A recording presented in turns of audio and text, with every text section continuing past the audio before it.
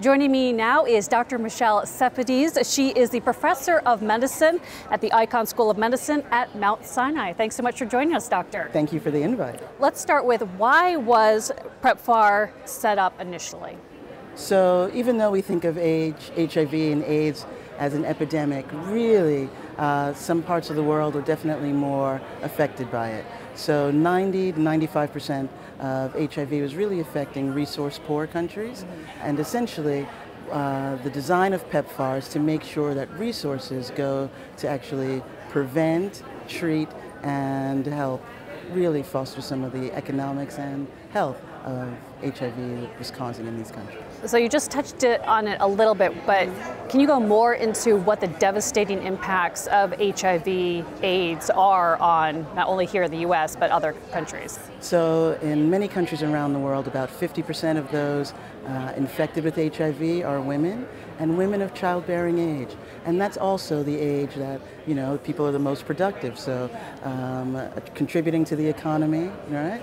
So if you think about it, not only is it health and disease, but really also the economic impacts and the underlying infrastructures, but especially more of an impact in resource-poor settings. And you've been an expert in this field for about 20 years. I've been doing this for a long time. What are PEPFAR's greatest achievements to date?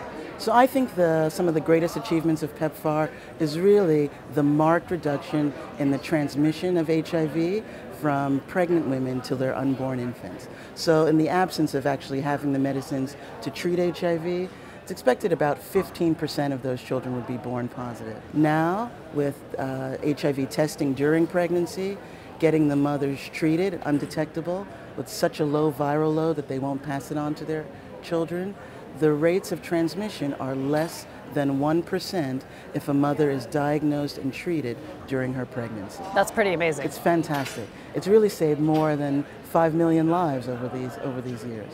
So looking forward, when we're looking at PEPFAR's 5-year strategy, it's called Fulfilling America's Promise to End the HIV/AIDS Pandemic by 2030. Correct. How do we get there? So it's really getting 95% of the people who actually are infected to know their status. So that means testing regularly. The most common reason for someone to transmit HIV to someone else is that they don't know their status. So the importance of testing cannot be understated. Access to prevention. There's actually ways to prevent HIV if you're actually still at high risk for obtaining it. And the last pillar is really kind of making sure those who are infected and know their status get undetectable so that they can't transmit. Fascinating. Well, Dr. Michelle Cespedes, thank you so much for taking the time. We appreciate it. No problem. Thank you again for the invite.